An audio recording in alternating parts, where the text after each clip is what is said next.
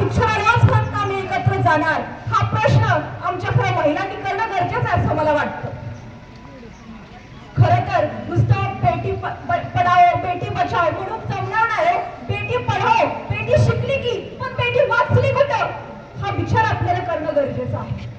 शेवटी एवढेच म्हणत, किती दिवस फक्त मेणबत्ती जाळणार, किती दिवस फक्त मेणबत्ती जाळणार. एकदा बलात्काराला जाळून बघा, पुन्हा मेणबत्ती जाळायची नाही. एक मुलगी जेव्हा जन्माला येते, ते एक कळी जन्माला आले, आम्हाला वंशाचा दिवा पाहिजे असं आम्ही म्हणतो. पण एक मुलगी जन्माला आली तर नको, ती मुलगी परक्याचं धन आहे, दुसऱ्याच्या घरात जायचं असं आम्ही म्हणतो. पण आपण हा का विचार करत नाही, एक मुलगी लोकांना म्हणाय गेलं की सांगतो मुलगी ह्या घरची पण नाही, ती दुसऱ्याच्या घरी जाणार आहे असं. आपण मुलगीला तर इकडचं पण नाही तर तिकडचं पण समजत नाही.